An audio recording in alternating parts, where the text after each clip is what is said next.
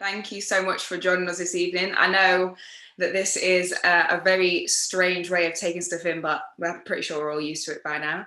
I appreciate you all being here. And I just want to say that Judas and the Black Messiah is a phenomenal film, and it's such a pleasure to take in such a great film right now. And I'm very excited about this conversation. It is my absolute honor to welcome this evening, today, this morning, wherever they're calling in from, the cast and the creators of Judas and the Black Messiah. Please put your hands together, kind of, wherever you are. Shaka King, Charles D. King, Daniel Kaluuya, Dominique Fishback, and LaKeith Stanfield. I'll do an applause. There we go. Hey guys. I know we can't get through all of you when I ask this question, but I just want to say I hope you are all good. I hope you're well. I hope everyone is safe and healthy. And firstly, congratulations, or should I say secondly, it is an amazing film. I was just speaking to you guys off air. I've seen it twice now. And the first time, I ain't gonna lie, I was emotional. The second time I was even more so emotional. So I'm ready to have this conversation, and I really appreciate you all being here.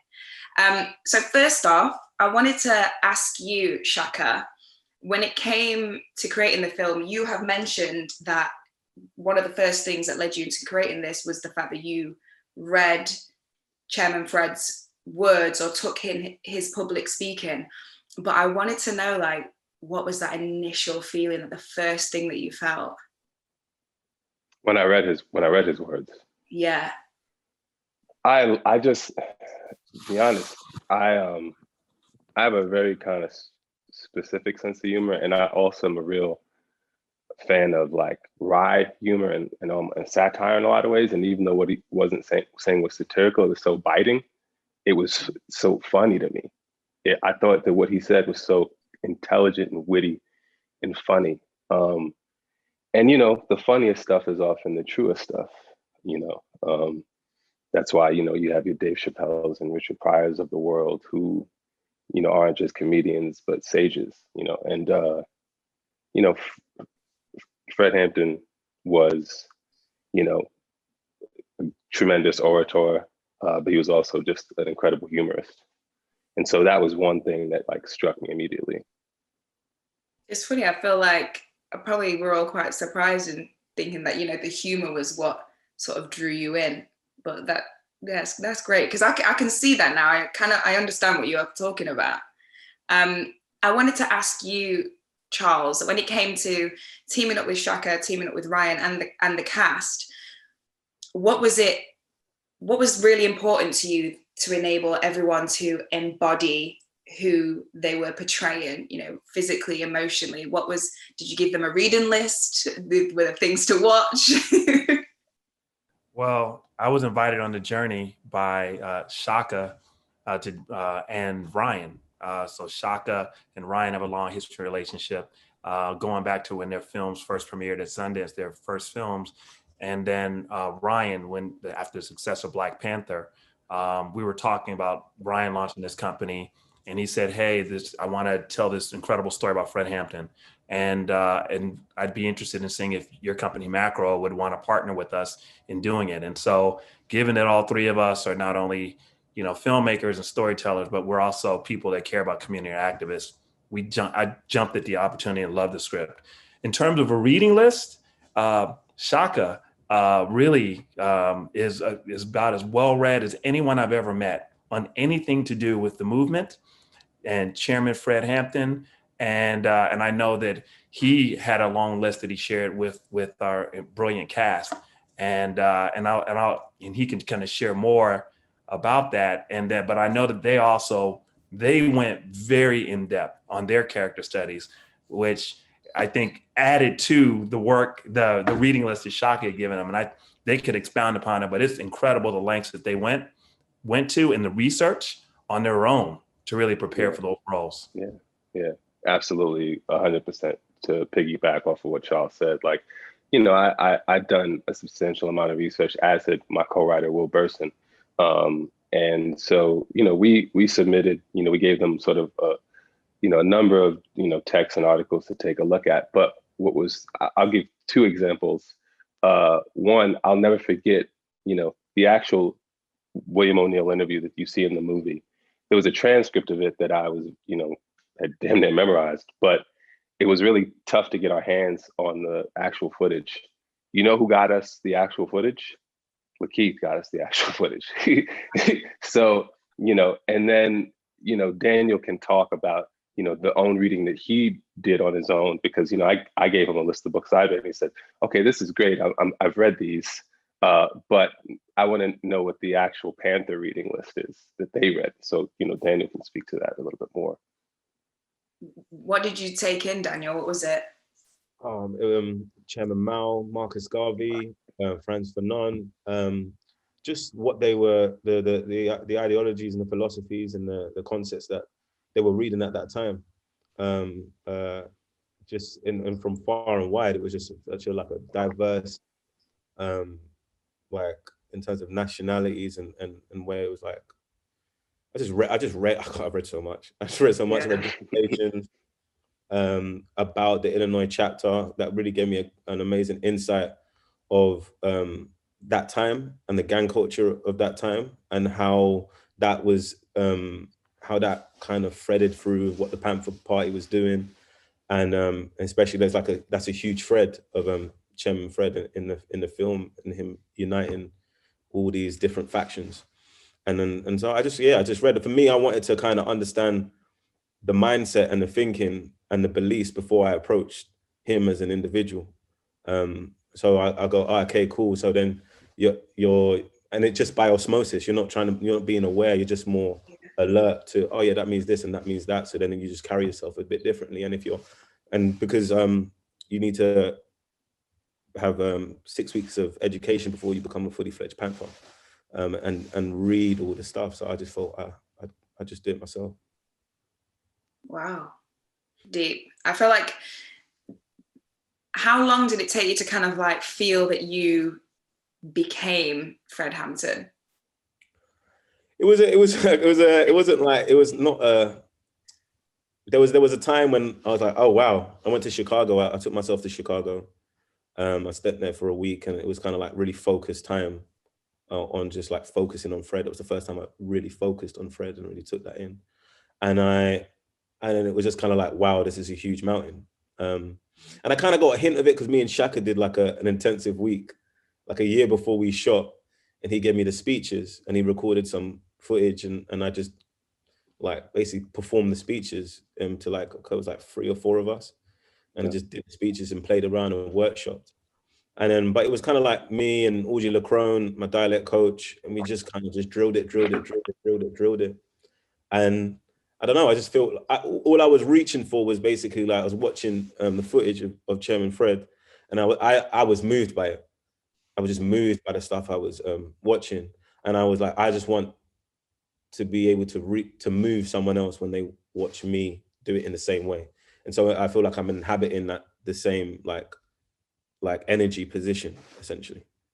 Yeah, there are some scenes actually where you can see that, like, there's so many different things that I've picked out from watching the film, but specifically with you, Dominique, there are 2 scenes that I feel like bookmark the beginning of Fred and Deborah's journey, and also the end.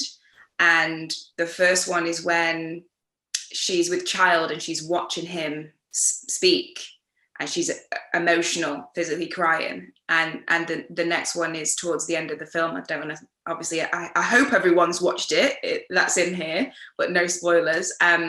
It's just your face, and it is pure emotion. Was that, in that moment, how did you feel? Because I felt like, I was like, I could feel it. I felt like I cried a few times in the film. But. Interestingly enough, like I remember talking to Shaka a lot about this, but I said my main mission going into this is that I want to be able to love, like, how does the sacrificial gesture that she does in the end get there? How does a person get there? How do I love somebody so much that I can get there? So really it was just kind of taking looking at Chairman Fred, like what do I notice about him? Oh, I notice obviously the way he speaks, the way he compels people, but also his dimples. Oh, does Daniel have dimples? You know, so I start watching Daniel take up space in different ways.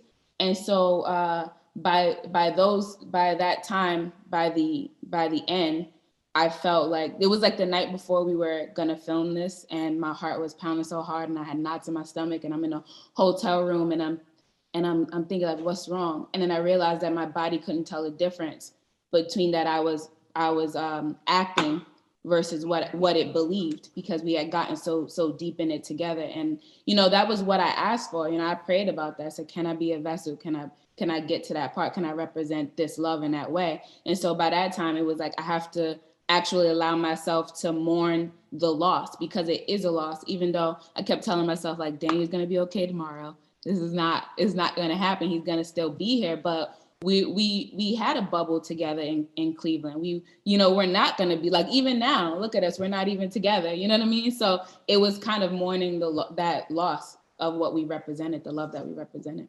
Yeah. We shot that around the time that it was almost like Dale didn't have that much time left either. So it was near the end of their actual time together too. You know? Oh, right. Yeah. So you felt the true emotion, the true feeling, for sure. For sure. LaKeith, I was very, very shocked to see how, like, physically, how you and William O'Neill kind of looked. But when it came to, you know, he embarks on a journey of betrayal. So although you can physically embody someone, did you ever come to a crossroads? Did you have to kind of sort of push away your morals? What was your first feeling and taking up William as a role? Yeah, I mean, I agree with Dominique in terms of there being a point where my body couldn't differentiate the experience from reality.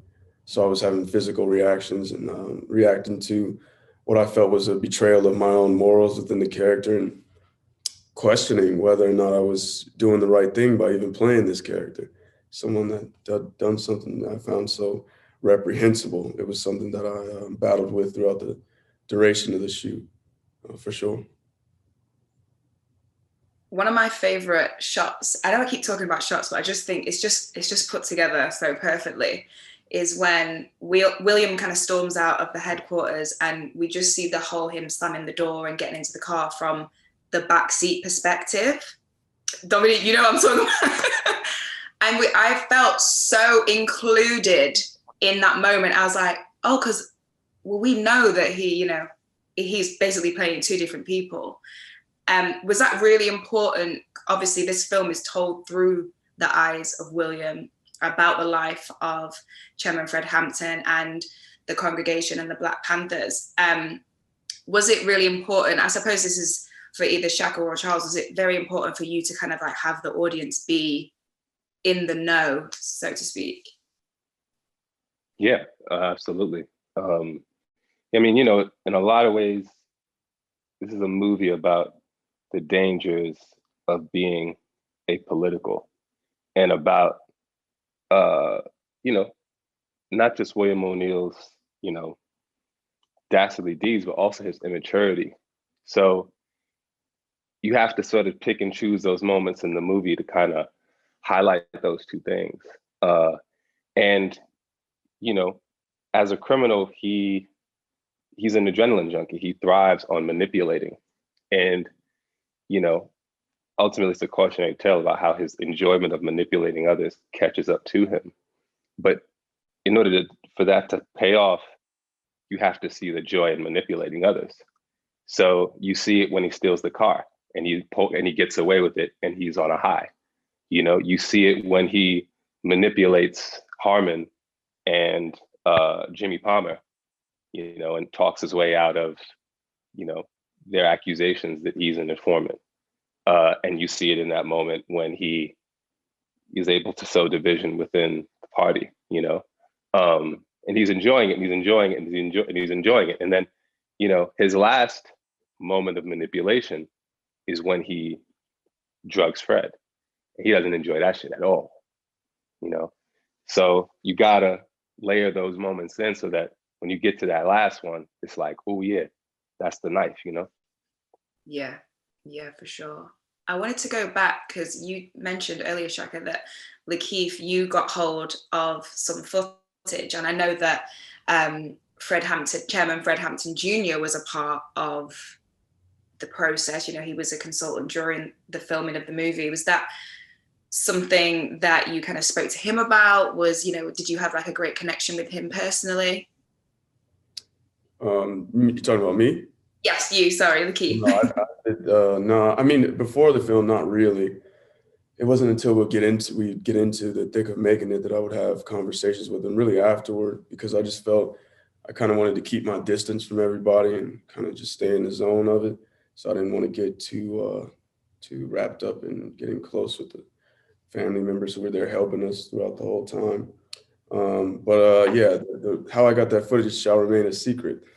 Oh, okay. That's all right. You can keep that one. I appreciate that. But for you, Daniel, how was that having his son be a part of it? Did you do the same as LaKeith? Did you kind of like keep it separate?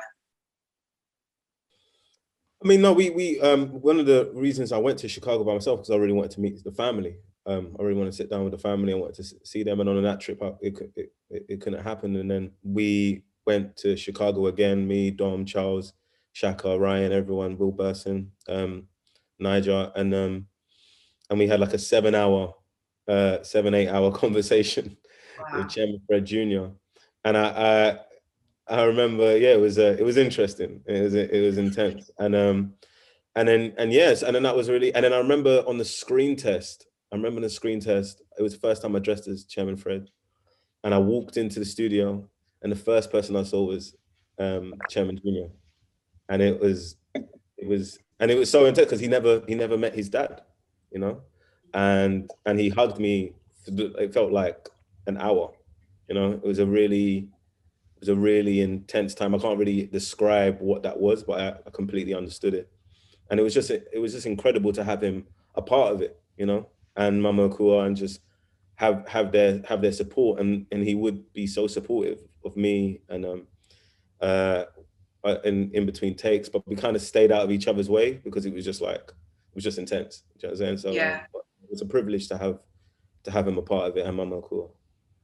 I suppose if you physically embody someone that he's only ever seen, you know, through probably photos, videos, whatever he is, you know, taking in his own father, like physically, Daniel, I'm not gonna lie, like you must have put in a lot of work. When you did those push-ups in the gym, I was like, okay, all right. I remember there was one time I did a fitting with Charlize Antoinette, incredible costume designer of this. And then I was like, nah, my wrists are too skinny, man. I can't even do this. And I just went crazy. I just ate everything. Just started lifting just the craziest weights and just deadlifting like any time off. But then what I would do would be great because I would like listen to my dialect classes whilst in the gym. You know what I'm saying? So I was getting double bucks. I was like taking in and like kind of readdressing mistakes I was making in a dialect and this and the other, and like realigning myself. But yeah, I just for me, it was not about a kind of number. It was more of a feeling. There was a kind of like how Chairman Fred moved. There was a weight, there was a gravity to him that I was reaching for. And if the minute I got there, I was like, oh, yeah, cool. I just felt like just a weight, and then it was just broad shoulders and XYZ. My friend George helped me out as well. Yeah. That big leather jacket and the shirt. Like there was many layers there. There was a lot of layers, but it was very cold in Cleveland, so layers were welcomed. What I noticed is I feel like I'm just picking apart the film, but I was just in a beautiful way, is that when there were scenes where Chairman Fred had like the authority or the power, not even authority, he just had like this like energy that was just powerful. But when it was emotional, it was very plain. It was t-shirt, black t-shirt or white t-shirt, very plain. Yeah. I wanted to speak to you, Dominique, because I was really interested in obviously done all research. At the time of getting the role, I heard that you were writing something, which was, I I'm very into energy. And so when I heard this about you, I was like, of course, it's very, very simple. That you were at the time writing, was it like a Romeo and Juliet type project or film, which was based around the Black Panthers? Yeah, so I'm a epic romantic. So what I like to say is you never know why you attract to certain things. I was reading A Taste of Power by Elaine Brown, who was a Panther in the Oakland chapter. And so I was getting that perspective of the women in the Panther Party, and I didn't even know that Shaka was doing this. So when it kind of came into my email that he wanted to meet me, I was like, oh, this is interesting, because I was writing a show called Gwendolyn and Sekou, which is the Panther kind of Romeo and Juliet. But even before that, I find it interesting that, Daniel talked about this before, how Chairman would listen to Malcolm and Martin's speeches like every morning. And there was a time in my life, I think 2019 early, where I was doing that every single day. I didn't know, but I was listening to Malcolm and Martin and really trying to understand. And so there's a line that Deb says to Fred in the movie. She's like, I listen to him every morning. He doesn't get flustered with his words. I like to be like that. And it really came from me. We were trying to figure out the scene, and I told Shaka, he was like, this is perfect. So I feel like everything was aligning in that way. And also, just like to piggyback off of that, like Shaka is the most collaborative person, like director that I've ever met, that I've ever known. And so when I start to direct and create, I want to be just like you, Shaka. I think we'd all like to be a bit like Shaka. Thanks, Tom. Now, I mean, obviously I can keep having this conversation, but if anyone is watching and you want to chip in any questions that you have for the casting creators, please pop them in the Q&A box. I can see a couple of them popping up, and at the end of our conversation, we'll ask them. This is quite an intense question. I know I did warn the guys before that I wasn't going to go too intense, but I had to say that whilst you were filming, it was the 50th anniversary of us losing Chairman Fred, which I can only imagine how heavy that felt, for all of you being involved there on that day. But if you wouldn't mind sharing with us a little piece of how you felt, that I'd really appreciate it. Obviously, there's no pressure, I know, because it's probably something quite difficult to kind of think about, and I know this is such a long time ago and so deep, but I wondered if any of you, Dominique, maybe how you felt on that day. Yeah, well, I mentioned that briefly earlier, but like I said, I couldn't sleep the night before, and my body couldn't differentiate between what was real and what wasn't. But I remember too, just going into that replica apartment every time, like there was specific day where I couldn't stop crying. Every time I walked into the room, it would be like, and then Shaka would be like, well, let's hold it until such and such. And I'd be like, okay. And I go out the room and I'm like, all right, let me get together. And I come in and it's already there. And so I had to say, you know what? I'm going to let my body do what it needs to do, right? Like I felt like then if I can't stop emoting in that way, then it must be in my DNA, right? It must be the ancestors. It must be beyond me, because I wasn't trying to do it and it kept going. So when I read that poem to Daniel or to Chairman Fred, like it was just bubbling out of me, and I feel like the apartment had its own kind of energy. Yeah. Our production designer, Sam Lynn Sekou, and that entire department, their attention to detail throughout the film, especially in replicating that space like that. I mean, Mama Core walked in.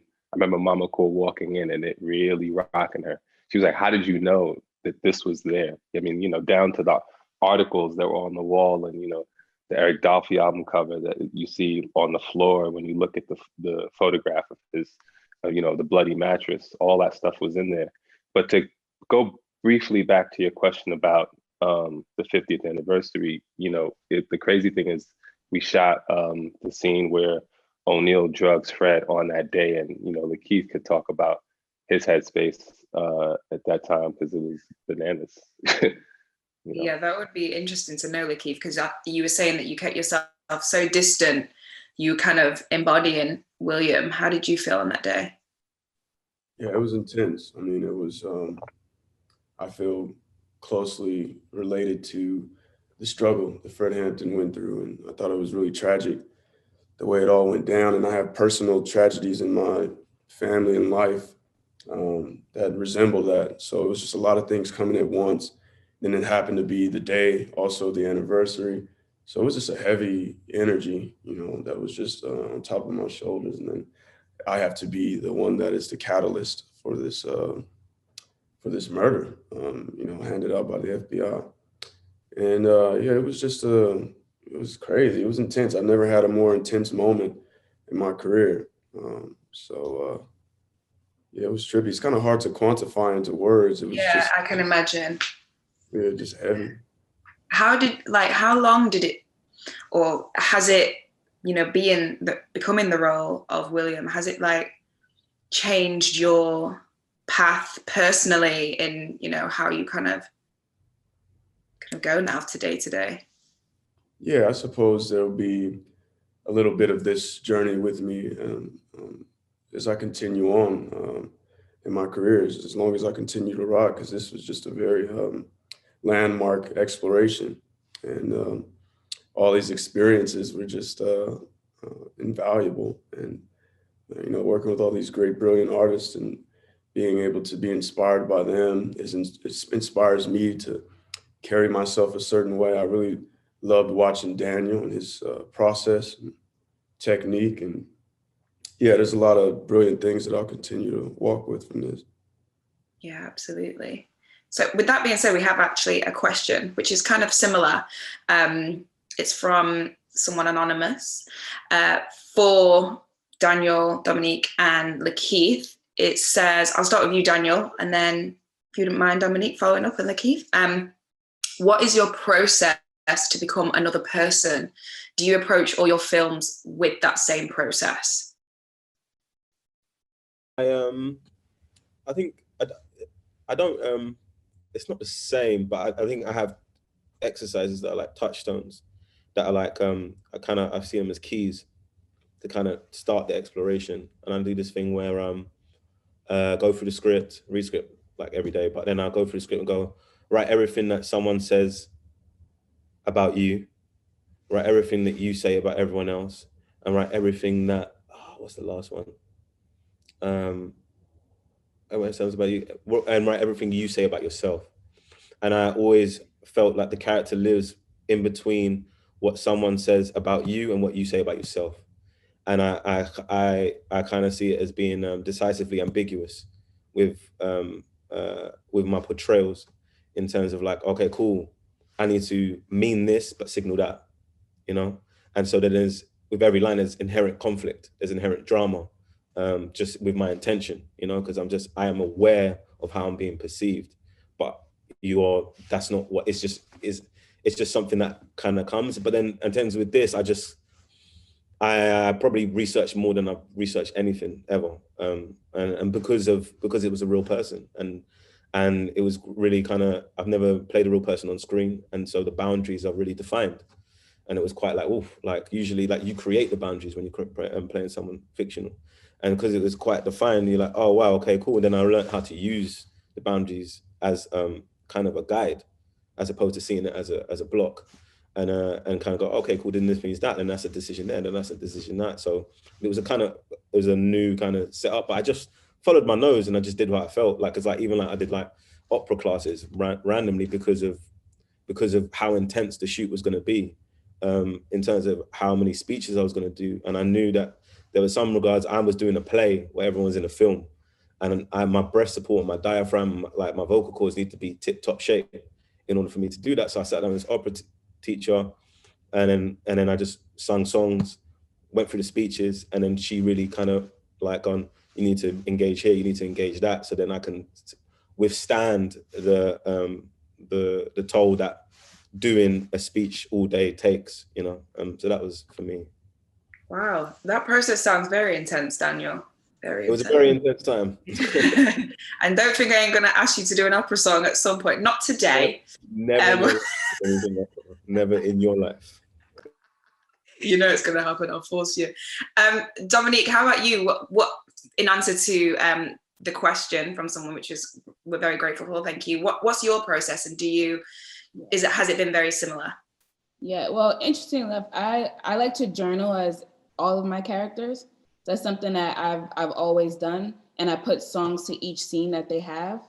So in that way, it was very similar, but this was different because from the beginning of collaborating with Shaka, he told me he wanted me for the role, and he told me to give him my thoughts. And so I sent him this whole long email. I also wrote him like a 3-page paper once about like women in the party and everything. But he always respected it, always took the time to like engage with me about that. So I really appreciated that. But one of the things that I said was, you know, the first thing she says to Fred is, do you like poetry? And then we never hear a poem. And the Panthers were very poetic people. And he says, I think you're right. Do you want to take a shot at that poem? And so the poem that you hear in the movie is a poem that I wrote. And so from that aspect, I was really excited, because then I was like, Shaka, can I have a journal that she carries around all the time? He's like, yeah, you could do that. So then I have the journal with me. Like I never left it out of my sight. But I have. Oh my gosh! And I would journal. I would pick I would write a poem for the first time she sees Fred, for the first time they kiss, for the first time, like every single moment I would journal about it. So that even though we don't get to see it in the movie, that it will be the life lived that we don't get to see. And so that's kind of how I approached it. I used a lot of Nina Simone music. One song in particular is Do What You Gotta Do, which is so representative of their relationship, because she says, you know, although you'll have to leave, come back and see me when you can.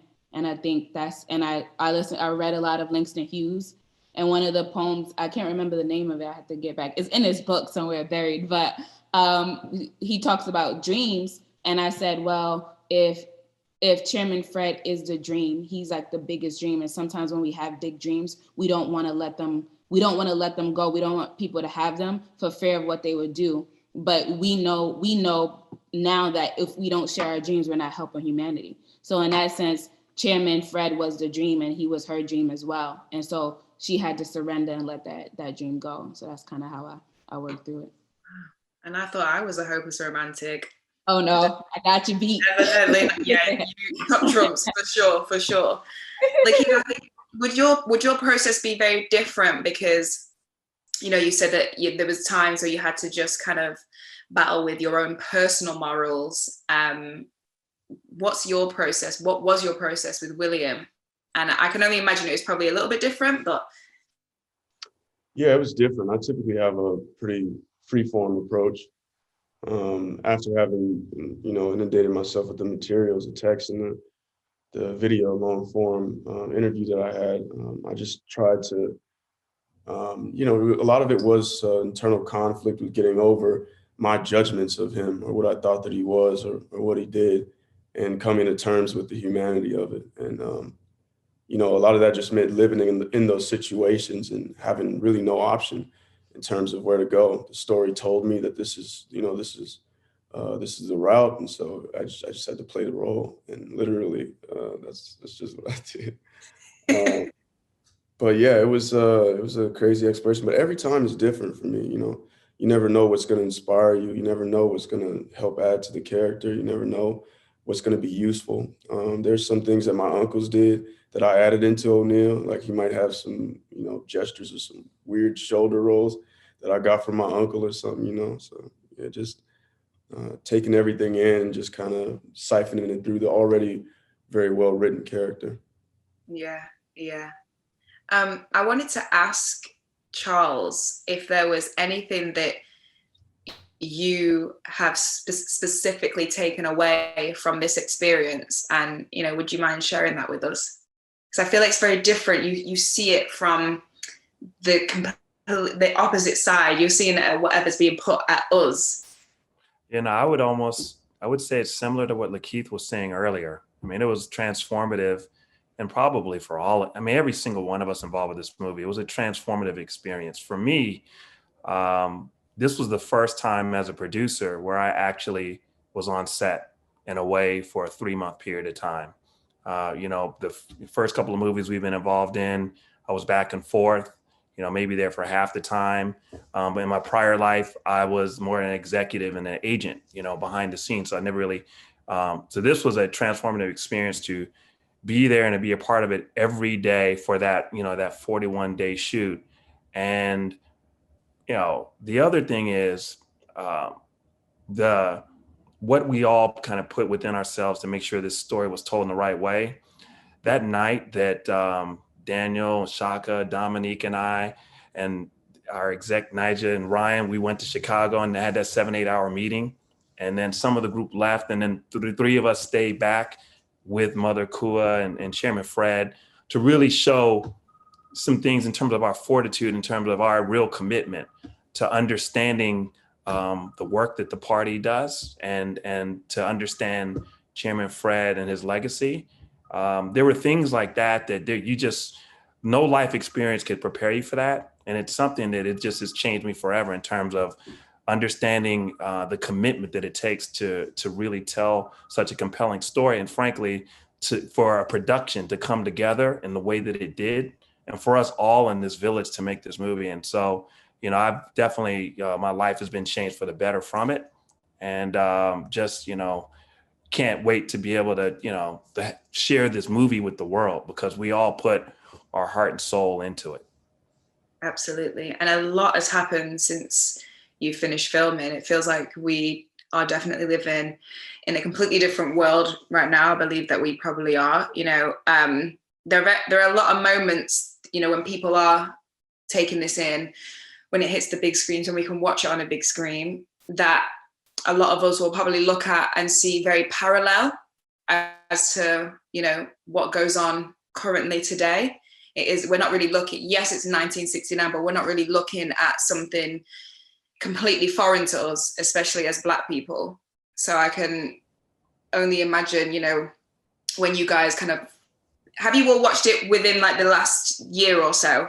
I mean, it was surreal. I mean, and Shaka, please chime in, to be in post virtually on this movie. Shaka was in New York, Ryan was in the Bay Area, and I was in Los Angeles. And the number of cuts of the film that Shaka, and his incredible editor, did, and just for him to go through this process, for us to go through this process in post, while this larger conversation and awakening was happening around race relations and the plight of communities, was surreal, to be frank with you, and the timeliness of it, and just what's happening today, literally it echoes and mirrors so much of the work and the mission of what Chairman Fred was looking to do, to gather the Rainbow Coalition to fight 50 plus years ago. And to see how real it is, even still to this day, was compelling. I don't know, Shaka? I mean, I think you said it all, really. And honestly, it's the kind of thing that you don't even have to say. I think everybody that I've spoken to who's seen it over the course of the last year, just like, it's quite airy to have to make something. But then at the same time, these things we're talking about are evergreen. They've never been addressed, because there hasn't been a vested interest by the perpetrators of, these, systemic racism, capitalism, et cetera. There hasn't been a vested interest to end them, but only to, grow them and proliferate them. So, as airy as it is, I think this movie could have come out at any time and it would have felt fairly relevant, unfortunately. Yeah, absolutely. But as well as that, we hope that people are watching it and realizing that we are to be celebrated, because let's not forget, Chairman Fred was only 21 when we unfortunately lost him, and to have this impact, I don't know what I was doing at 21, not much. So I really hope that people are taking it in and realizing the parallel, but also like, we're not here to tell you exactly what to do and here to cry all the time over it. We are to be celebrated in our excellence and in our glory. Mm-hmm. So that's very, very important. So with that being said, I just want to say thank you for creating such a magical piece of film. Like, you guys are flipping geniuses, mate. Thank you so much. Honestly, it's been an absolute honor. Thank you so much for taking time out, because I know that right now you are all hopefully just, kind of busy being at peace with yourself. So I really, really appreciate your time.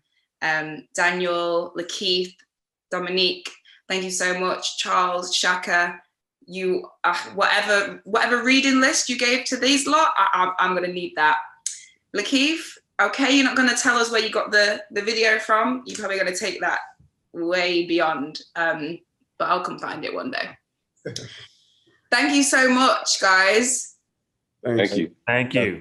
An absolute pleasure. Thank you to everyone who joined us this evening, and we appreciate your time, like I said. So that's it from the cast and creators from Judas and the Black Messiah. When it is out there, please go and take it in. Please watch it as many times as you can and enjoy it.